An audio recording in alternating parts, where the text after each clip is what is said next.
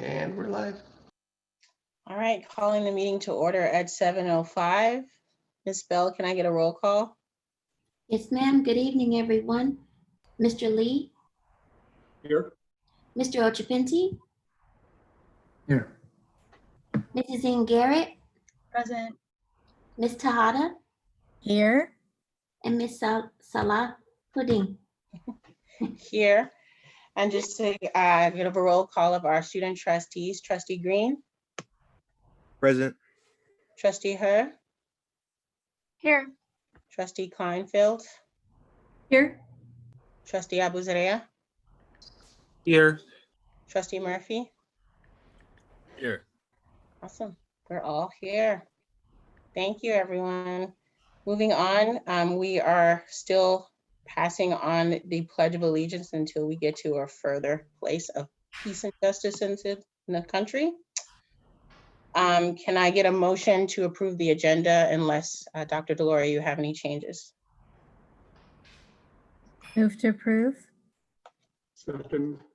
All those in favor say aye. Aye. Aye.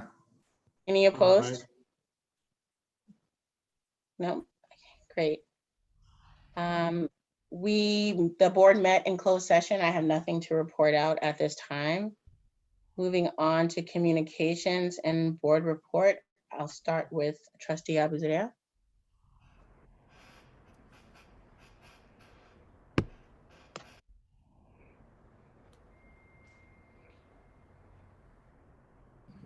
Is this the student report? Yes. Okay, so at Westmore, teachers are planning on merging cohorts starting next week, at least for Tuesday, because it is a holiday on Monday.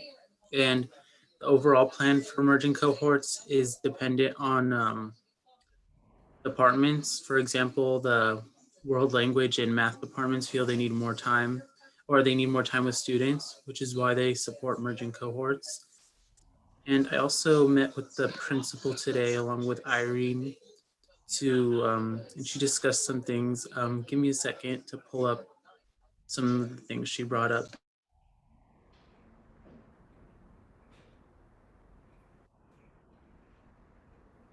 So our back to school night has been moved to September 9th. And the plan for that is to have teachers record a video bio and along with course descriptions, and Ms. Strickland, the principal, will host a live webinar at 6 p.m. for the families. And our AP enrollment we were able to add another section of AP psychology this year. And also to the master schedule administration added another physics course recently. Our attendance rate for distance learning is 86%.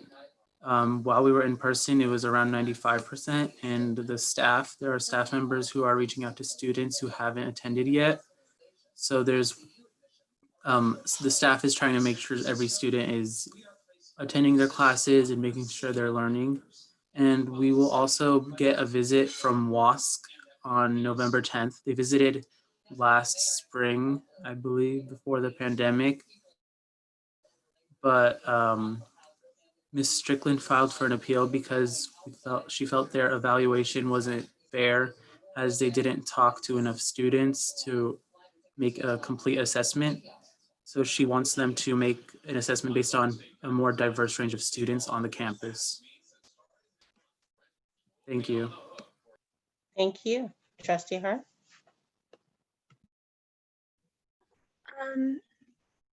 So my school is currently deciding whether we will use a webinar or office hours for the back to school night.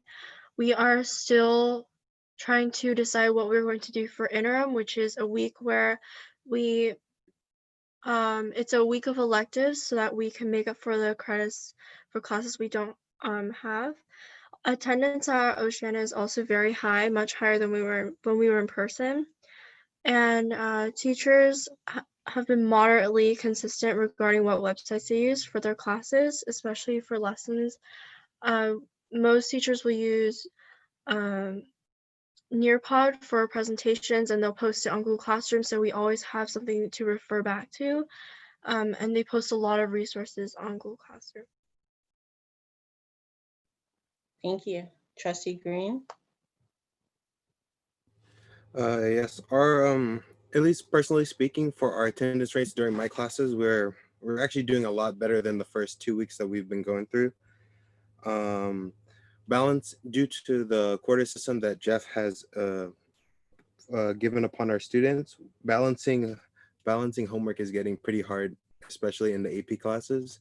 We're covering 2 to 3 chapters a week, and it's getting a little bit difficult over there, but we're trying that. And we don't have a lot of consistency through websites that other teachers are assigning homework through, but they are starting to work together, especially our group of teachers right now. That's about it. Thank you. Trustee Murphy? So at Terra Nova, similar to Westmore, we have a plan to combine cohorts. Although nothing official has been sent out from our principal, I've been trying to get in contact with her the last few days, and it's just been a little bit of email tag between the two of us. But hopefully I'll be able to get a hold of her and see what she's thinking with the rollout of combining these cohorts. Another something I wanted to talk about was the journalism class at Terra Nova will be publishing their first online publication of the year tomorrow. So I'm on the editing staff of that paper, so I'm really proud of all the work of our writers and all my fellow editors for being able to work through the adversity in an unfamiliar situation and continue providing information to the public, to our community. It's something I'm really proud to be a part of. So I'm really excited for that to happen. And then just one more thing, because we're publishing tomorrow, I have to make sure all my pages are ready to go. So I'm actually gonna log off pretty soon and leave the rest of this meeting to Helene. But something I just wanted to touch on right before I left was I know the last few meetings you've mentioned how we're forgoing the pledge, but I'm just a little confused because I still see it on the agenda, so I didn't know if that was what the situation was there, because I don't know whether it's happening or not, because I see it and it just throws me off a little bit. And I know you had said that the board decided to forgo, and I just wonder when that decision was made, just because I have a feeling it was probably before school started. And I don't know if there was an email sent out to students to get students' opinions on that, because I think that's something I would have just liked to have a say in. But I don't know if I missed something, and I just wanted a little clarification on that. I was just a little confused with that situation, so I don't know if any of the board members wanted to address that.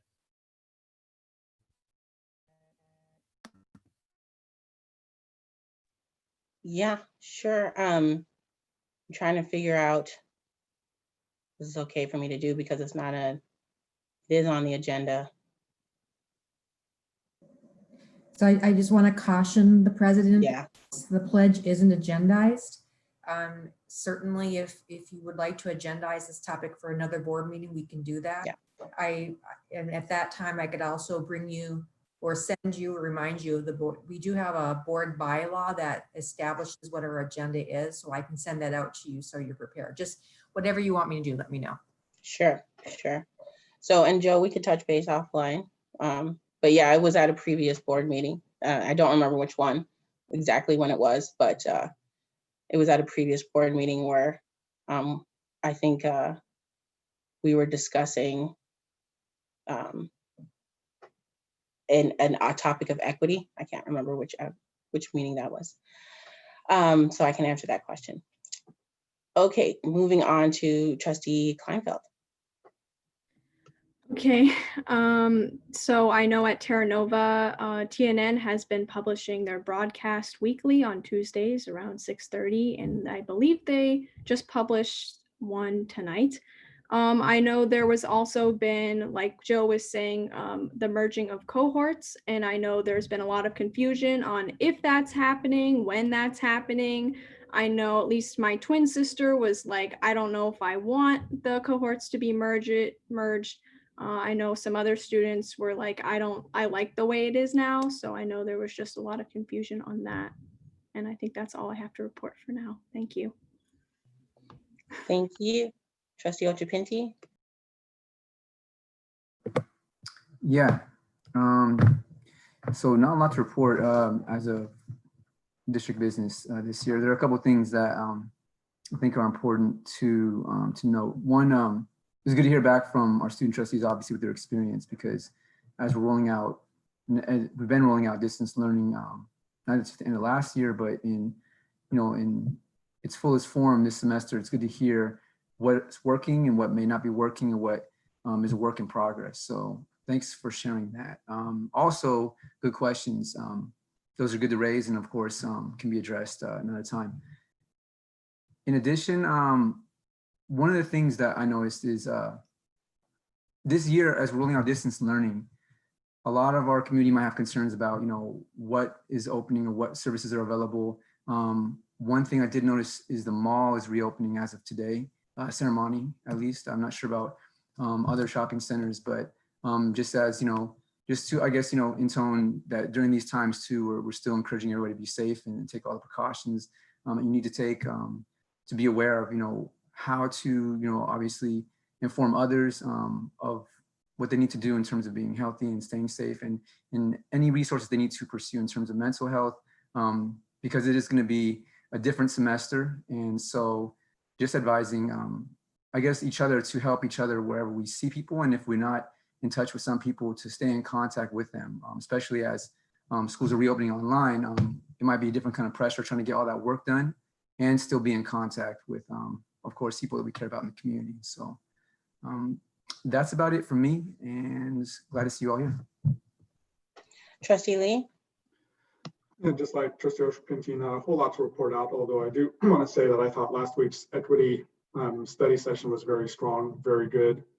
One, it was nice to see Nicole again after a while, but also just, at least for me personally, a lot of the refresher on ideas that, that I've been through over the past couple of years. It's always good to remember how to view things through the equity lens, and some of the key topics that I've certainly learned over the past couple of years. And the reminders, again, it's a good reset, and really helps set the tone for how we're going to approach equity and all the other issues associated with it over the course of this coming school year, and how it's going to become embedded in the culture of who we are as a district. So I'm really grateful that we had a robust discussion about it, and that the discussion will continue, and that we will all grow together and learn together. And I'm looking forward to continuing this journey with you all. Thanks. Thank you. Trustee Garrett?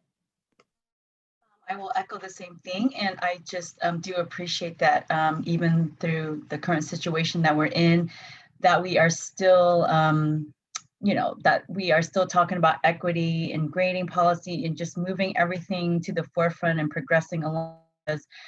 Despite the pandemic, that it's not going to stop us from, closing the gap. So I definitely appreciate that. I also have started at-home learning at home as well. And I will have happy to say that it's going a lot better than last school year. So thank you to all. It's just, I just want to, from that experience, I just want to thank again all the teachers and staff in our district, even of course elementary too, for all the hard work that you put in to educate our students. And it definitely, it does not go unnoticed for me, since I experience it every school year for the next probably 10 years. So thank you again. And I just want to say quickly, I was at the Daly City Youth Health Center advisory meeting, and I just want to acknowledge Jonathan, who's the director, for his always bringing his passion and inspiration to do more for the health center. And I definitely see a lot of positive changes coming as far as the center go. And I just wish him the best of luck. You know, he definitely is fantastic. So I don't know what more to say about him, but he was definitely brought a good member to the team. So, but thank you. Thank you, Trustee Tajada. Hi, so let's see. So I was really proud to watch, participate. To watch the webinar that the San Mateo County Commission on the Status of Women presented, where our board president, Ms. Salahuddin, and our AFT president, Ms. Casey, were panelists, along with a few of our board sisters down the peninsula. It was really just so empowering to hear the woman's perspective, and how we have to face the systemic racism, and particularly in our county, which there was a lot of stuff that you shared that was alarming, even more alarming than I realized. And it was a great learning experience for me, and very empowering, and really proud for our Ms. Salahuddin, always leading the way and pushing us, forward. And then we also had our Student Advisory Council meeting last night. And as always, they're very frank. They are the student leaders. I'm so proud to hear everything they have to say, because we make note of it. At-home learning is very fluid, and it's really important to hear what they're hearing, what they think is happening, what they, like the merging of cohorts, they're getting different information. So it's really good to hear their perspective. And I'm really looking forward to what they can continue to bring to us, and how we can work together during, this really challenging time. Thank you. Very briefly, I just want to say, thank you to Congresswoman Spear and all the other folks in Congress who pushed the USDA to reverse their decision on the food services program, the essential summers. I don't know what that's going to mean for us in the near future, but just in principle alone, to turn that program off, just really, I just struggled with it. I mean, this is America, and children shouldn't go hungry here. I mean, that just should be, there has to be a baseline of something. And that's one of the things that is a baseline for me. We have the capacity to feed students. They should not cut off the funding for that. If we have the ability to serve as many students as possible, we should be allowed to do that. So I'm hoping that we can go back to serving anyone that comes to us with a child that's hungry, and be able to give them food and not have to ask for identification. The other thing is, I do want to thank Ms. Casey for joining me on the panel when I asked her to serve on a panel with me on how to be an ally. We had the highest attended panel, woo, and everyone stayed throughout, because I was like, are we gonna start losing folks? Because this is real talk. And that was the thing that really was encouraging and gave me a lot of inspiration, is that people stayed and heard us throughout our message. And I'm just internally grateful for Ms. Casey for being very open and really sharing her personal stories. And I know that a lot of people gave me so much really great feedback for what you had to say and share. So I'm very blessed that she's here and our union representation in our district. So thank you so much. Turning it over to Dr. Deloria. Thank you. And I have a couple of things. I don't know if you had a chance, if anyone had a chance to listen to the governor last week on Friday. He gave kind of a long presentation that outlined his new framework for the county monitoring list, what used to be called the county monitoring list. Before there was just an on and off switch. Now there's actually 4 different tiers. The worst tier being purple, then red, then I forgot all the colors already, but there's 4 colors. And one of the things that's important to understand is once a county meets the criteria for moving to a less severe tier, they have to maintain that data for 3 weeks. And the reason I share that with you is when you read the fine print, you really have to dig and go back and forth on websites. But it really means that our students won't come back to any kind of in-person learning for some time. So probably 12 weeks because San Mateo is in the purple. And it has some effect on businesses as well. But certainly we're gonna need to take a look at that, and he'll put out his guidance, and I'm sure CDE will follow up on that. Just a word about back to schools. Some of our back to schools have rescheduled their nights simply because it's taking a while for everyone to get into the groove of distance learning. And so we've agreed on a common format in that the principal is going to meet live with families and students, introduce themselves, a brief introduction, introduce their VPs, their counselors, anybody else who's pertinent support staff. And then each teacher will be asked to do a video recording rather than the in-person recording. And then those links will be posted so that principals can access all those. Oops, I forgot to mention, after the principal's presentation, we will be putting up about a 5-minute presentation from Ms. Van Raphorst on the budget, followed by a conversation about attendance. But then parents will be able to click on links and go to each of their students' teachers and hear presentations about the class. And additionally, how parents can get more information or talk more with the teacher. So that's back to school coming up. Once we have all those links, we'll be sure to share that with all of the board so that you can follow through as well. I think I know that policymakers and the community at large does not have a clear understanding of the burdens of families trying to educate children at home, and especially our teaching staff who are trying to teach other people's children while their elementary age kids are at home. I did post something on Facebook today. It's a national issue. It's another one of those shameful things where we haven't thought about who's going to care for children while essential workers, being the teachers, are busy teaching everyone else's children. In any case, I just tie this to our daycare. Our employee daycare opened on Monday. We have 7 students in the program, 1 kindergartner, 2 first graders, a 2nd grader, 2 3rd graders, and a 4th grader. And there are other teachers saying that they want to get started soon.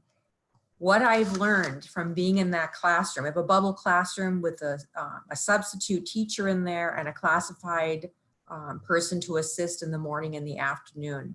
And those 2 people are busy the entire time. Imagine a kindergartner sitting in front of a computer from 8:30 to 11:30 and the expectation that they can actually sit for 3 hours and stay on task and learn. And so I'm really proud of the staff who's in there working with our own teachers and administrators' children. It's a relief to them so they can go back, and whether they're a wellness counselor, a teacher, or an administrator, they have some, they feel safe leaving their children with our staff so they can go back and do the work of educating everyone else's children. So I think this is another one of those issues that we're just gonna have to push on, because there wasn't anybody out there offering any lifelines to our staff. And this isn't just in our district, it's in districts all across the country. So I just bring that to your attention, and anything we can do to push this forward, we need to be thinking about how we can support not only our families at home who are trying to educate their kids, but especially our staff who are trying to serve other people's children. Thank you.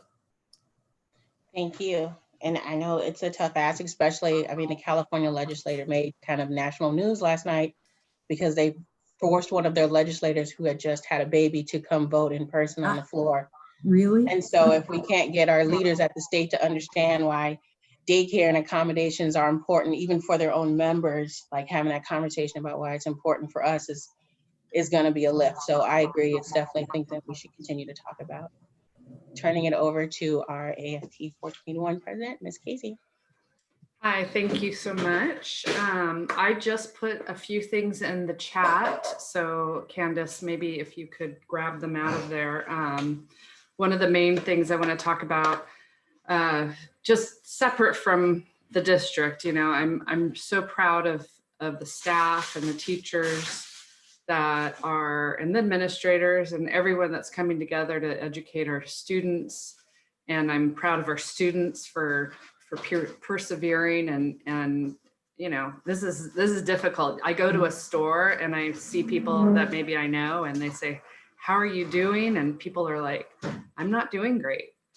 And it's really sweet because maybe you all don't know, but my wife is a PE teacher at Jefferson. And so to be here and she's in that room and to hear her talking to the students and doing activities with the students and, you know, at least right now, I mean, if you notice, there's a few black screens, but for the most part, we can see each other.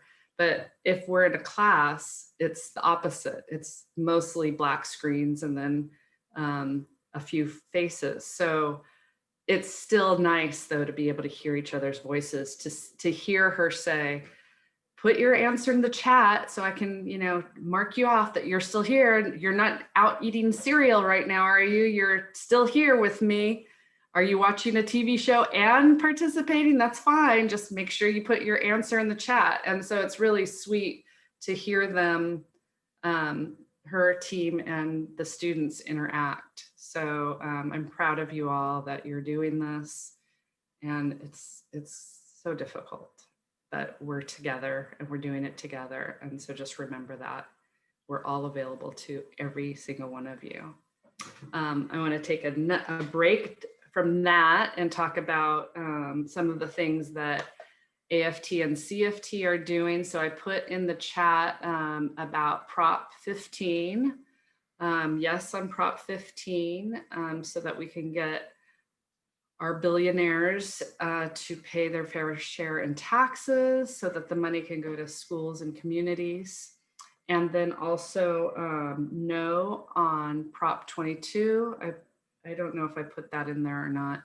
And then just some things to look at, some voters guides and pledges. And then I also put the San Mateo Central Labor Council local early endorsements and statewide endorsements, and that will be updated. So it's a good place to look. So I just wanted to mention those things. That's all for me today. Thank you. Thank you. Moving on to our consent agenda, unless anyone has an item that they'd like to pull, if I can get a motion to approve consent. Second. All those in favor say aye. Aye. Aye. Aye. Any opposed? Awesome, moving on. Ms. Garrett, do we have any cards for public comment? We do have one tonight. We do have one speaker that would like to speak.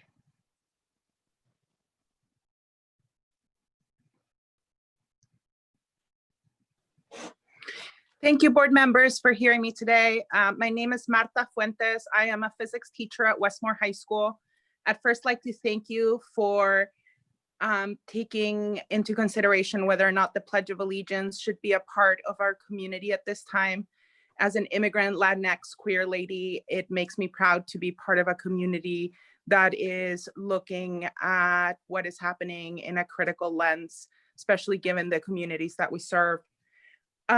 Because we want the best for our students and suicide is the #1 cause of death in teens today, I want to strongly urge us to get ahead of this mental health crisis and allocate money towards more wellness resources for our students. I was just listening to NPR today on the sleep disorder problems going on now. I know that for me, I'm certainly not sleeping very well. I'm doing daily check-ins with my students in the form of a word cloud. And the biggest words on there are always about anxiety and tiredness and confusion. And just like when we look back at the weeks before we went home thinking, wow, did we do this too late? What happened? I urge us to please get ahead of this mental health crisis, as even before this, the #1 killer of teens is suicide. Thank you for hearing me today. Thank you so much, Ms. Fuentes, for your feedback. We really do appreciate your voice. That is all the speakers we have for tonight. Thank you. Thank you to you both. Moving on to our discussion items. Item 13A1, distance learning special education update. I will turn that over to our new Director of Special Education, Ms. Monique Arbuckle. Welcome.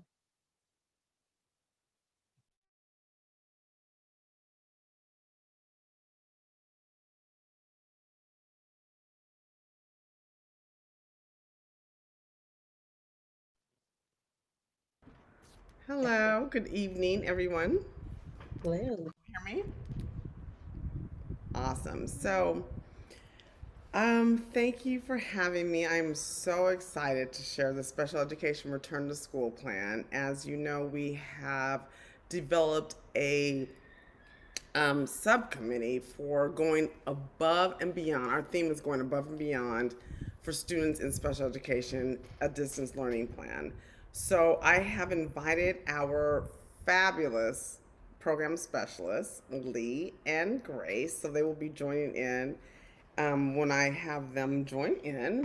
And I will be sharing my screen just so you can see. I did, previously share the link so you guys can have a preview of what I will be sharing. So, but I am very excited to share because I think, as you know, I'm also a school psychologist by trade, in addition to being the director of special education. So this is my passion, and I want to make sure that during this period of COVID-19 and, the return to school plan, that we are making sure that we're going above and beyond for special education students. So I'm so excited to share this with you. So I am going to share my screen with you so we can have this. So are you all able to see my screen? Yes, we can see it. Awesome. Okay. So our return to school plan, special education subcommittee. So we gathered a committee of stakeholders that would be able to have input on our return to school plan for special education, students in special education. Obviously, that's myself as the committee chair, but we also had April Holland, who is the principal at Oceana High School. We had Megan Carey, who was the principal at Terra Nova High School. We had Mark Bashir's principal at Adult Transition. Lee Medvedoff, I'm sorry, Lee, for butchering your name, but he is our program specialist. Grace Fursey is our other program specialist. Sarah Almeida is our school psychologist at Westmore High School. And finally, Danielle Messer, who is one of our case managers and adult transition teachers for, the adult transition program. So in looking at our subcommittee, we met on a weekly basis and just having input from our stakeholders to make sure that we're addressing all issues, to make sure that all students are covered. So with that, we developed a special education distance learning plan. The plan was guided by the following resources. The main one obviously was SB 98 guidelines.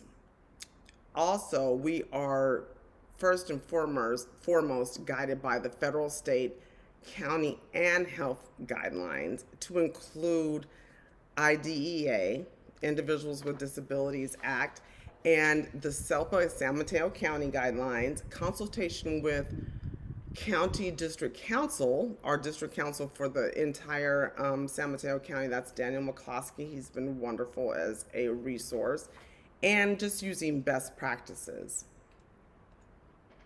So with this, we developed a special education subcommittee goals. These are our 3 primary goals. The first one, to develop a tiered support system during distance learning in the areas of social emotional support, instruction, and engagement for our students with an IEP.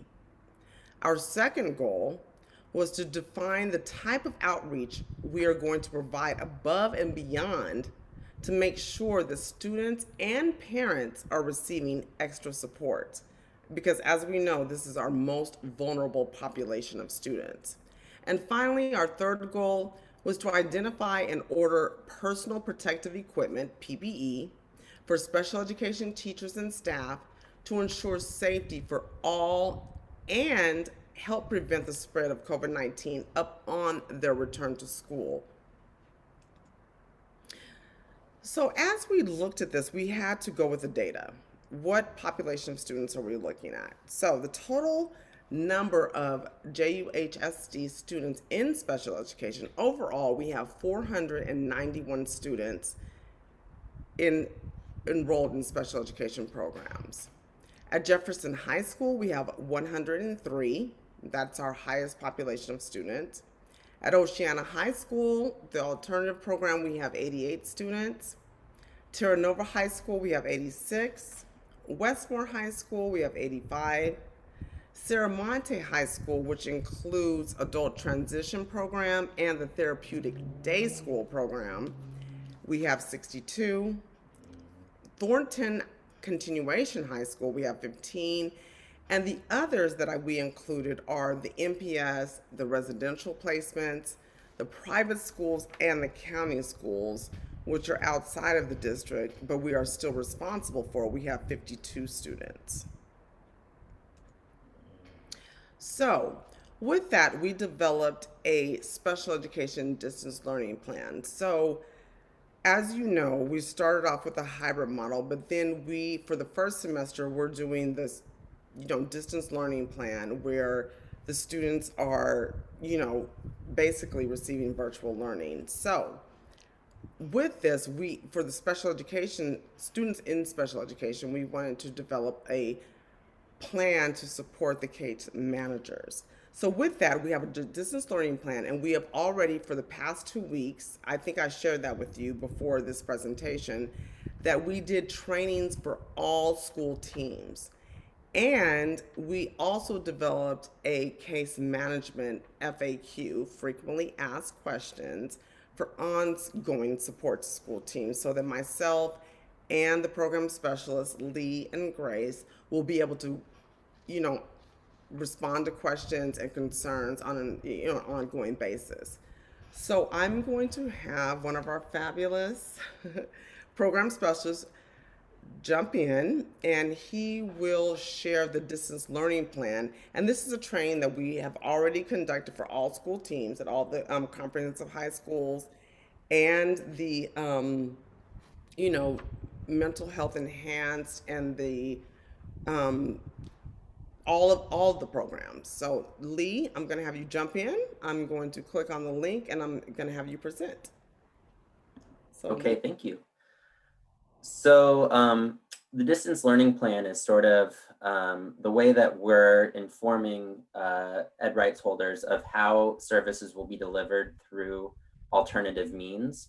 So you can see there's an ed code reference there, as well as sort of a preamble that explains that we're closed due to COVID-19 for in-person learning. So in these emergency circumstances, we are required to inform the families of how the services will be provided. So this was created on a Google Doc and shared with all case managers. Service providers were also at these trainings. So we can scroll down a little bit to page 2. And on page 2, section A, case managers will list basic information to address any confidentiality concerns with this being a Google Doc. Case managers can use initials. And then we'll scroll down to page 3, please. So this is the main part of the distance learning plan. So this is where we're describing the alternative means that services will be provided. And part of the benefit of this being a Google Doc is that case managers and service providers can collaborate to add or remove fields or change the language based on how they're providing those services at their site. We can scroll down to section C. If any of the supplementary aids or services are modified due to school closures, this is where those can be described. So for example, community-based instruction goal that is written for a student to be actually in the community or on a bus, or a service that outlines, something that will be a goal that will be tracked at a student's job site. This is where we can kind of describe what the service is, and then how we're going to provide something that still works towards supporting the student in that demonstrated need area through alternative means. So essentially the takeaway is that we're not negotiating with families per se about what goes into the distance learning plan. We're merely informing them of how we're going to provide the services outlined in the offer of free and appropriate public education without changing that offer of free and appropriate public education. And we did collaborate on this with County Council, who advised us as to changes that he would recommend. And we took those edits, and this is the final product.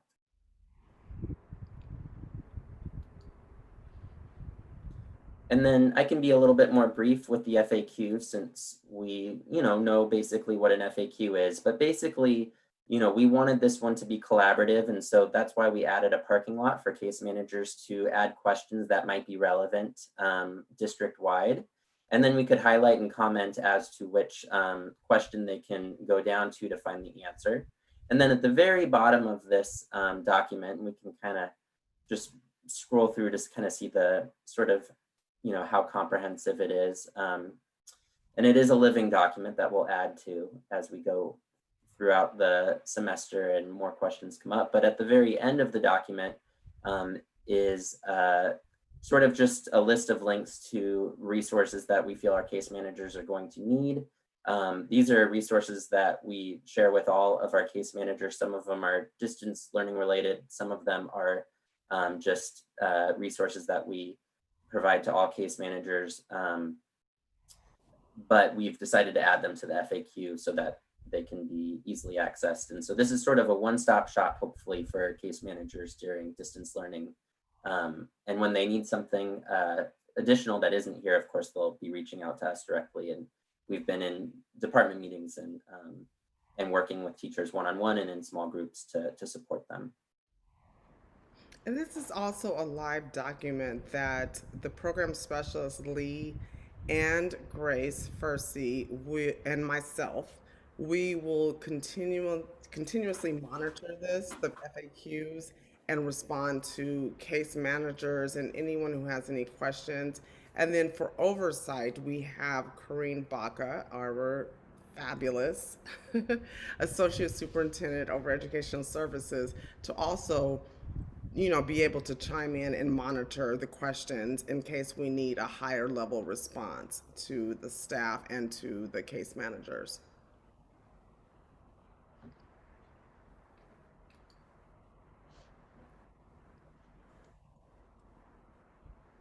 So the next area that we would like, and it was a huge area, is paraprofessional utilization. And with that, we wanted to look at how we would utilize paraprofessionals during just distance learning for special education, students in special education. So with that, we thought it would be great to seek out, feedback from the case managers and to see how they would best utilize the paraprofessionals. So we sent a survey, the program specialist, and from our committee, Danielle Messer, they created and sent out a survey to case managers. And we wanted to get the feedback, and we also reached out to the principals in a separate email that I reached out to principals to see what is their feedback. How would they like to see their paraprofessionals utilized? What is the best use of their role? And so this is the feedback. So Lee, do you want to go over those results? Sure. I'm not sure that we have to click on the view results unless you'd like to see them, but it does have a grid where we took out the results from the Google form and put it into a sheet. And then there's 3 quotes here that are sort of examples of the qualitative feedback we received. I'll leave it to you, Monique, if you think we should view those results right now. I did share this with you in the recap, just providing you with the results of the case manager, you know, to see, and we had a stamp of, you know, all of the results, right? So just so you guys know, I did share this with you in the recap, on the weekly recap. However, Lee was able to pull out some of the key points that we need to focus on just in, you know, in lieu of time. And so Lee, if you want to share that, that would be great. Sure. May we move on to the next slide? Absolutely. So, so to determine sort of what paraprofessional work duties look like during distance learning, we looked at the survey results. Many case managers outlined that paraprofessionals had definitely been contributing to distance learning during the spring semester of AHL. And we also sought feedback on how we might utilize them going forward this semester. And a lot of the ideas were around utilizing them in breakout rooms, providing feedback on supporting teachers with organizing work, taking data, things of that nature. And then we also referred to the paraprofessional job description. And that's how we kind of came up with this distance learning work duties document that still allowed principals, you know, flexibility with exactly how the paraprofessionals are utilized at their sites. One of the ideas that's come out of this work is to utilize paraprofessionals more so in general education classrooms by having them attend Zoom sessions so that they can know what's happening in the classes and be able to work with the special education teacher to meet the needs of the students and kind of keep track of what's going on in the gen ed synchronous instruction classes. And then the paraprofessional distance learning work duties document kind of synthesizes everything. If I don't know if you want to click on that, Monique, for us to briefly see. The work duties? Okay, I'm sorry, okay. So there's a link to the job description, and this is the official job description for a paraprofessional is in blue. And we've added some text in red, and those are sort of the distance learning interpretation of those work duties. With a couple of guidelines for case managers and administrators, such as making sure that there's always a credentialed teacher in the Zoom. You know, the breakout room is sort of the virtual equivalent of the you know, small group within the classroom, but that the credentialed teacher or a credentialed staff member is always the person who is monitoring what's happening during synchronous instruction. And so this is just kind of for your reference. We don't need to, of course, read through the whole thing, but this is sort of the result of that work. So I think it's important to identify that the job description, as you know, you have received this link before this meeting, and so you can see the actual official description of paraprofessional duties from HR. But we just did a comparison, and you know, comparing the job description to the work duties as translated to distance learning.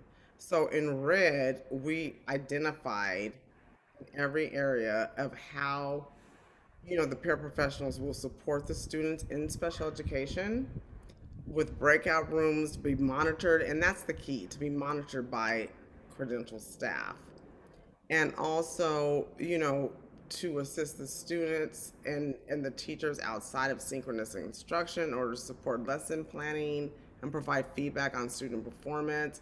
So these are all of the areas through this document. We won't, in lieu of time, and we can answer questions later, but basically to see how we're supporting the students and how that is outlined.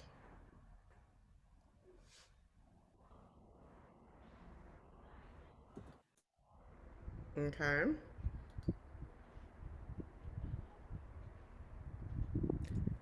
So the next area is the special education transition services. We have another level of transition services for students. As you know, we serve students from all the way to age 22. So we have transition specialists who provide services beyond, and then we transition the student to be able to perform and acclimate into the real world and how that looks. So Lee will explain or just kind of describe how we're addressing that area as well. So yeah, we have our adult transition program that serves students 18 to 22. We also have our transition services department that provides support to that program as well as to students at our high schools. And we do have 4 transition specialists who are credentialed teachers, and they've informed us and they've been working diligently together to kind of come up with how they're going to provide services through alternative means.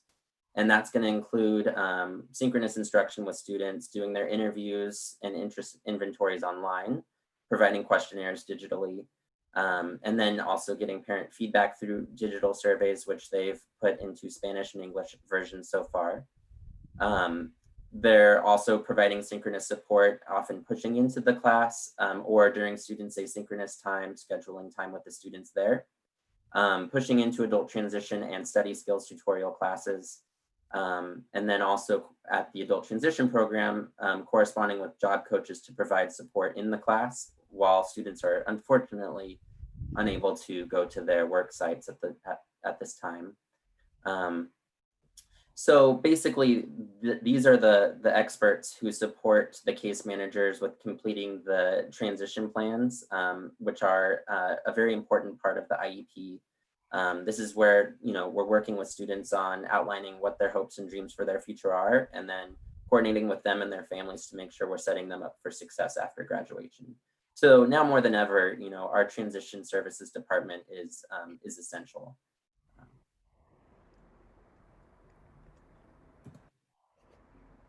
Okay, so looking at going above and beyond to keep students and staff safe. So virtual IEP meetings, this is an issue because, because we are not face-to-face, we are still required by law to hold IEP meetings.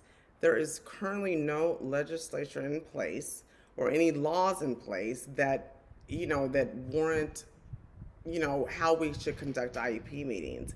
However, again, from the beginning of the slides, we are following SB 98 guidelines, support from our general counsel. So we're holding virtual IEP meetings. With that, that means we're holding meetings through Zoom, the platforms of Google Meets, Microsoft Meetings, etc. So with that, we basically sought to get a DocuSign licensure approved. And what this means is that once we hold the IEP meetings, that we have the platform of the DocuSign. So everyone included in the IEP meeting, that they can sign on that they were participating in the meeting and they agree with the meeting or don't agree or approve. So we have already received approval for that. Thank you, Jacob, for reaching out to getting our licensure. So we got that approved. So now the next step is to get training to staff, because staff, we have to know how to sign off and approve the IEP meetings. So this will definitely help us since we started with the virtual IEP meetings since March, when this all started, that we can go backwards and address those IEP meetings and moving forward to make sure that we sign off on the IEPs, because as you know, the IEPs are not valid until we have a signature and approval from the parent and all participants, so that the IEP is actually in place. So that is great news, and we thank you, Jacob, for getting that, the licensure approved and, getting that information. The next area of this is very important is the personal protective equipment, the PPE. As you know, we have to have masks, gloves, sanitizers, gowns, and once we return to school, to have disposable waste cans in classrooms upon return. So basically, these are daily needs: masks, gloves, sanitizers, gowns, because we have students who may have toileting needs and so forth, and that we have to have waste and have that in place.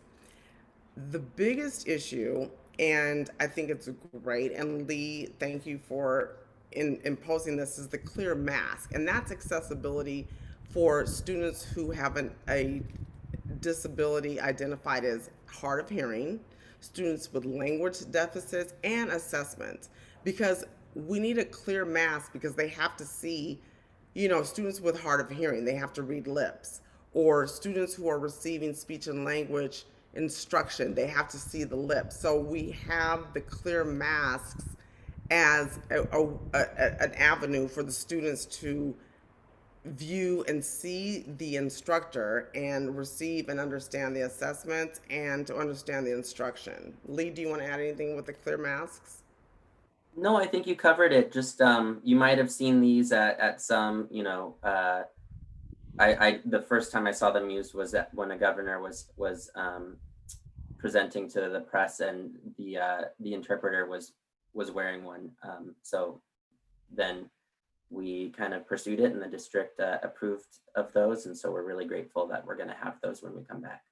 Yeah, and I do want to give a shout out to Mark Bashirs, because at the adult transition, he has gone above and beyond by ordering the clear masks, and he has the shields, so we are able to use those for, you know, students to, because there are some person, which is the next point in-person assessments, there are some litigious cases where the parents and the attorneys are demanding that we do in-person assessments as opposed to virtual assessments. So what that means is that we have to set up a platform for in-person assessments. So we have to have a clear mask, we have to have shields, we have to have the mask, gloves, and sanitizers, an avenue, and also plexiglass, so that we can set up a situation so that not only are our students safe, but it's very important of the safety of our staff and our teachers and administrators and everyone. So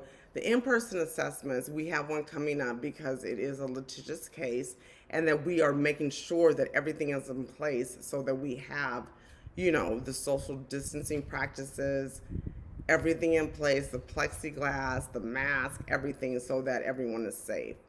And once they return to school, we will implement another plan of social distancing practices as well.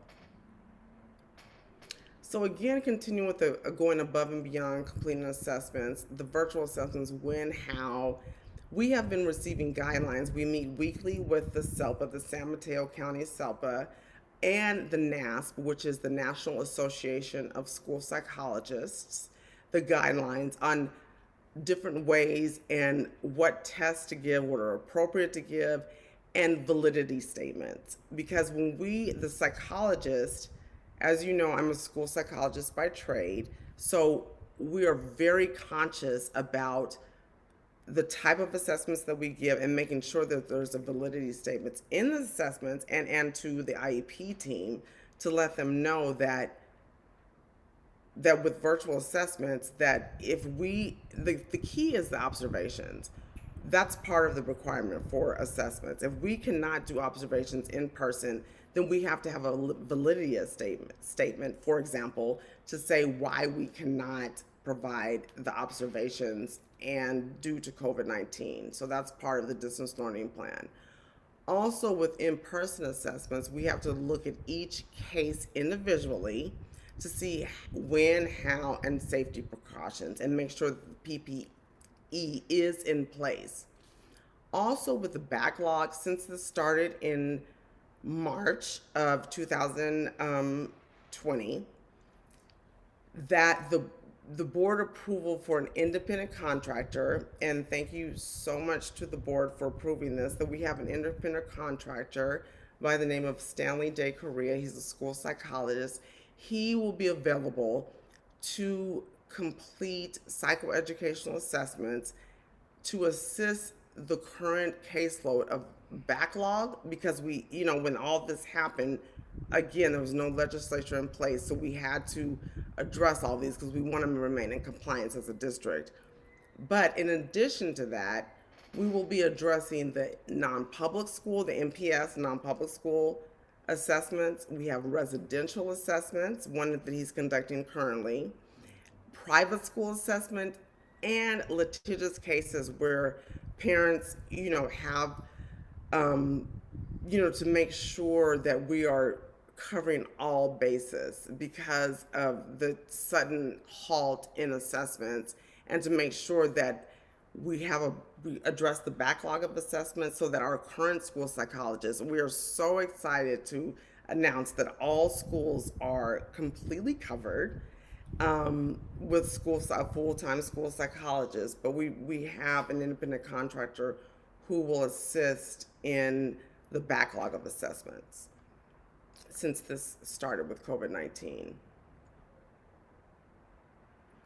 So moving forward with behavior and mental health support, behavior, as we know, is another huge part in addition to academics. So sharing behavior techniques with parents at home will be a part of our curriculum and just our support to parents, and based on the IEP goals and the accommodations. So BHRS, we have support from them about distance learning and therapeutic support. So I'm going to have Grace Fursey, she is one of our fabulous program specialists, jump in and talk about how the BHRS will be supporting us with distance learning and therapeutic support, because as you know, just with COVID-19 and the distance learning, this has been a huge part of support needed for students and what we will be providing for them. So Grace, you want to jump in and talk about this? Sure. Thank you, Monique. And I know we're probably reaching our time, so I will be sensitive with our time. So for our students that were attending to our therapeutic day school, which is a very intensive and inclusive mental health service delivery for these students. The model is that the therapists and the services are embedded on the students' schedule every day. So there's always group therapy weekly, and I've been seeing that there's the individual therapy for each student is just a minimum once weekly. However, if the students needed more support, or they're just having a bad day, or the anxiety for that day is just too much, that they can always request for a session from their therapist. And again, what good about this, the services that BHRS or Behavioral Health Recovery Services provided specifically for our students in the TDS program is that they have this milieu therapy that they can always ask and request for sessions as needed. And there's not a number that we put in whenever so it is as needed. And if they need it throughout the day, or if they need it on a certain number of like 4 times or 5 times in a day, that's available for them, because again, it is embedded on their everyday schedule. They're also working on a 3-tiered behavior management system, and it is coupled with a lot of positive behavior rewards and privileges as well, so to encourage students to do better, and also to participate more with the therapy sessions, as well as to be motivated in finishing their work. As we all know, this COVID pandemic has been really hard for all our students, but specifically for our students who are already have this mental health concerns, and that it is coupled with a lot of anxiety. So with the different therapies that they're receiving, as well as the behavior management strategies that are in place, it's really helpful. There's also the occupational therapy services that comes, that BHRS provides. And this is not only for our students who have OT services, but it is provided for all our students. And they work on with sensory activities, they work on with art activities that helps them still work on their mental health needs. They also, Lee had mentioned a while ago about the transition services that all our other students receive in our comprehensive high schools. For our students in the TDS program, they also have the transition services available for them in that program. And they work on working on career enhancements, or if students are ready to go to work, they help them with that process, as well as if they are planning to go to a community college after high school, that they go all through the process. Since March, they have been modifying their work just so that they will still be able to help these transition services virtually, and also connecting with work employment as well as our disability resource centers in community college, so that their students are still connected with classes and also with the counselors, so that when they move to these colleges, they are still supported and not just being dropped by the system. One of the big things that BHRS is also doing for our students is also collaborating with their families. There's family therapy, and it's within 60 minutes per month. And some parents have been getting that service. Some families may not need as much, but it is there for them to, the offer is there for them to use, as well as to connect with the families with different agencies. So this is a way for us to support the parents so that they're not doing things on their own. We have one example that the family needs to move and find a housing. So BHR has a family partner, and that person helps them to navigate the system so that the family is doing it with someone to help with the process and find a home. Or we have also some therapists who've been helping our incoming freshman families to register to our school district, and they are the middleman and connecting the families to us, or to the teachers. And so that has been something very helpful for the parents, and that we got some good feedback from them that that's always helpful, and it's not too terrifying for them to navigate on their own. Additionally, the BHRS also provide collaboration within outside agencies, and it's, I find it it's a very efficient way for our school district and for them to be connected with human service agencies, the probation and other service providers, so that if we have students from those cases, from these cases are from these agencies, that it's easier for us to discuss and not wait for a long period of time to get some records. They also do case management services, as well as they also help us with crisis assessment and intervention, and that includes the 5150 hold for some of our students. Thank you, Monique.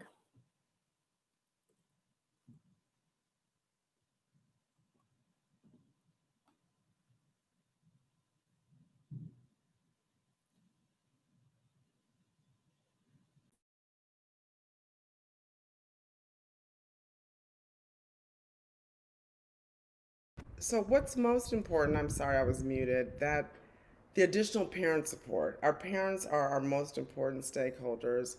So we really had a lot of conversations with the different programs, and specifically with TDS and in the Mental Health Enhanced and just all programs across the board about additional parent support that's needed. If we're going above and beyond for our parents, then we need enhanced training for Zoom, Google Classrooms, etc.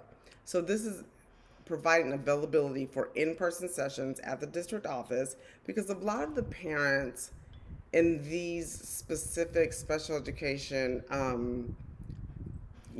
classrooms, the parents may need additional training and support and enhanced daily communication. So Lee and Grace, if you want to jump in as a program specialist, we have them working with the case managers to make sure that they are getting above and beyond support, to make sure that they understand the Zoom training, the Google Classrooms, and everything that the in-home services is appropriate, and just additional support.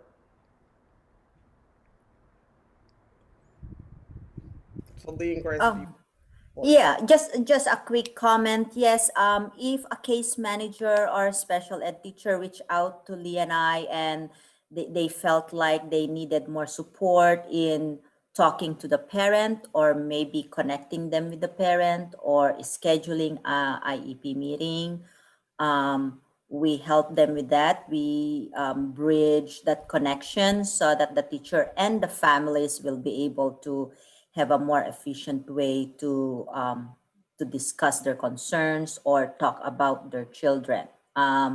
We also help out if needed to talk to the parents and discuss whatever concerns they have. And I will speak myself, but Lee and I also connect them to appropriate administrators, and sometimes to the right department, especially for our freshmen, for our incoming families. Sometimes it's very different from the elementary school district processes. So we give additional supports on that in collaboration. And we're also thankful for the department, for the student services, because we work very closely to help the families have an easier way to register their students and also to assign school assignments. And one of the additional, just as an example, is the Glitterbug hand washing training kits. It's a great program that we like to share with families and students at home to teach the understanding of hand washing to parents and students spreading germs in relation to COVID-19 upon the return to school. So it's actually a fun and exciting program that they can access, and we want to share that with parents. They need to know how important it is, even when they return to school, say in the spring or whenever, we don't know, but I think it's important for them to know, just a fun way of, this is a training kit that helps the parents work with the students at home. So I think we just added that as one of the examples of the programs that we're working with parents. So I just wanted to add that in. And that pretty much concludes our presentation. I know there may be questions, and we are happy to provide answers. And please let us know. I hope this was informative in letting you know what we are doing above and beyond for the students in special education to provide support during this time of distance learning and planning for their return to school. Okay, thank you so much. Opening it up for questions.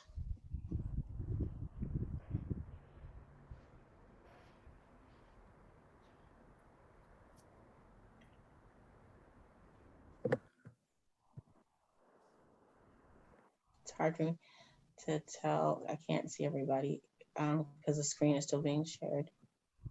Yeah, I'll take it out. Oh, there we go. Thanks. Yeah. Okay. Okay, now I can see everyone. Does anyone have any questions? Go ahead, Mr. Ochpinti. Yeah, thank you for that presentation. First off, that was very comprehensive, and I think obviously we'll have a lot of questions around distance learning and what that means for our students with an IEP, for our students who are students who are learning English, and I think of our different programs in the district. And so one of the things that I appreciate about your presentation is the detail in how it's being navigated online. And those are, I'm imagining, some of the questions, or a lot of the questions that parents are asking right now, in terms of how they can help and how their students can navigate things. Certainly, I've gotten emails from students in terms of how they can, get help with their work. And distance creates some of those challenges and of course, opportunities. So I guess my first question is, what are the most frequent questions you're getting, and what kinds of support the district office or through any communication channel are we able to provide by communicating and coordinating those services?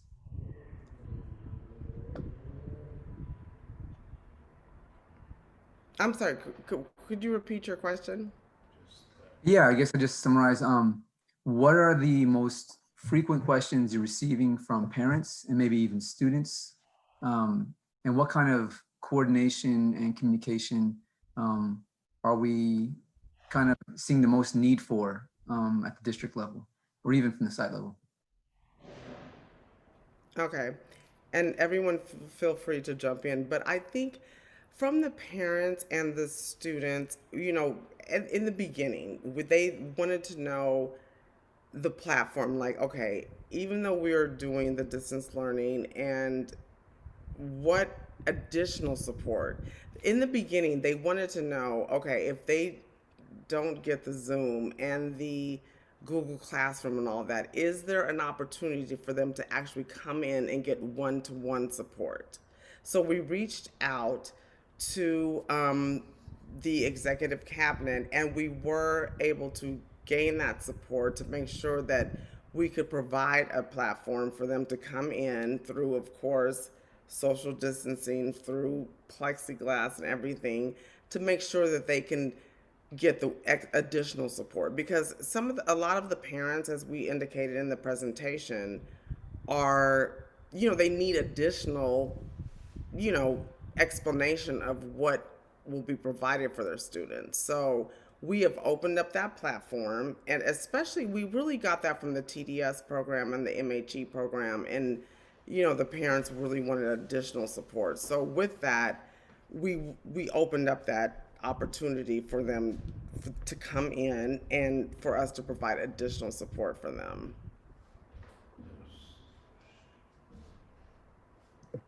Thank you. Also, if I may, Monique? Of course.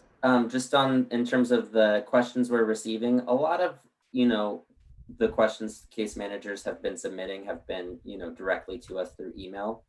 And what we've done so far is when one is relevant to, all of the case managers, we add it to the FAQ. We rolled this out last week. So, the idea is to kind of create a communication loop so that case managers have a way of, putting a question down when it comes to mind, if they think it's relevant to other staff members. But so far, predominantly, we've just been providing direct support to teams or individual teachers. And then when things come up, we add it to the FAQ ourselves. But if your question was kind of about how the FAQ is going. Yeah, and just to add to that, a lot of situations are individually based, based on the individual needs of each student. So we have been really fielding a lot of questions based on individual needs of students. So in this situation, what do we do? So we've been meeting with teams and individual case managers and school teams, including the principal and the case managers and the service providers, to make sure that we provide support to, the distance learning plan and how to handle each situation. Because and that's the whole point of an IEP, an individualized education program, that we individualize the needs of each student. So there's no one size fits all for each student. We need to make sure that we are addressing every unique need as far as accommodations, as far as support to each student, but it's all based on the IEP and the offer of FAPE. So that has been ongoing on a daily basis and scheduling meetings to support schools, individual IEP meetings, students, parents, and fielding those questions and how to support those students overall. Okay, thank you. Okay, does anyone else have a question? Oh, Mr. Hada, yes. Yes, thank you so much for this presentation. I was really worried about special education students when we moved to distance learning, especially at the end of last school year when it was crisis learning, crisis teaching. And I really like that your motto, our motto, I should say our motto is above and beyond. Yes. You know, I like that a lot. And I just want to thank Mr. Medvedov and Ms. Furchi also for, you know, all of your hard work. You know, I wanted to learn more about what the I like that you created a paraprofessional distance learning work duties. And so how does that work when a special education student is in a general ed class? Do you have a para in the class with that student? Yes, and feel free to jump in, but for students who are in the mild, moderate, which is basically general education setting with, you know, with resource support or, you know, support from a case manager. So if a student, I'm sorry, your question was about how they get additional support, correct? Yeah, the role of the paraprofessional, I guess. Paraprofessional. I'm So- sorry if I don't understand. No, that's fine. So it really depends on, again, the individual needs of the student. So if the student, you know, is in a general education setting and they, depending on their IEP and their goals and their accommodations or modifications, depending on the situation, then we address that by assigning either, say, for example, a student who has attention deficit disorder. And then we may have a paraprofessional push into that classroom to meet their accommodations by assisting them in remaining on task and helping them, giving them strategies to make sure they're on task and to assist them so they can access the curriculum. In other situations, you know, we may have a student who may have more severe needs and they may have what was previously called a one-to-one, but we would like to call that designated support now. And with that, they may need more designated support with a paraprofessional being with them on a more regular basis to make sure they're able not only to access the curriculum, but to transition between classes, to be able to, we may have to pull them out in breakout rooms with use of the paraprofessionals so that they can access the curriculum. And it just really depends on each individual needs of the student. In more severe cases, where they have more support, then we tailor it to each student. Lee and Grace, you feel free to jump in on how we can support that as well. Sure. Well, I would just say one of the things that we want to always be conscientious of when a paraprofessional or any, you know, special education teacher pushes in to a general ed class and isn't, you know, a regular member of that class, is to not stigmatize the focused student. So strategies that, you know, we share with paraprofessionals or with, you know, case managers who know this as a best practice and can also, you know, support paraprofessionals is observe, you know, help, then fade, return. And then another, you know, one I like to, you know, advise is 3 before me, check in with a couple of other students before the focus student. We don't want it to become a situation where the adult becomes, you know, their partner for every assignment. We want that paraprofessional to facilitate their interactions with other peers, to help them have more access, And, you know, our ultimate goal in special education is to be so successful that there's no need for us anymore. So, you know, that's really kind of the philosophy we want to impart to our paraprofessionals. And I think we'll continue to do so as we go through the semester in terms of what that looks like in distance learning. Yeah, and I think in addition to that, especially at the high school level, as a high school district, that it is very important that we are really supporting independence in students and not, you know, really fostering that so students don't rely on someone to, you know, help them on task. I mean, I think with the goals, we're really trying to get them, especially at the high school level, to get them to become independent, because our goal, especially with adult transition services, is to have them be able to acclimate into the real world of transition and be able to be independent and you utilize strategies so they can be successful in that sense. So really just supporting them so we can give them strategies so they can become independent and not just rely on an aide or someone to help them. So if that makes sense. So that's part of our goal as well, especially at the high school level. I also like to add, I know Lee and Monique have talked about the paras supporting the students, but I also wanted to add that our paras have been very helpful also to our special ed teachers, to our gen ed teachers, because there are times when our case manager, special ed teacher will not be able to go to all the gen ed classes. And that's another set of person that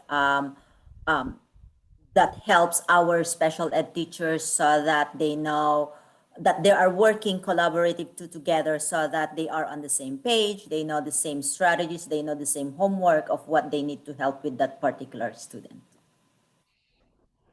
Thank you.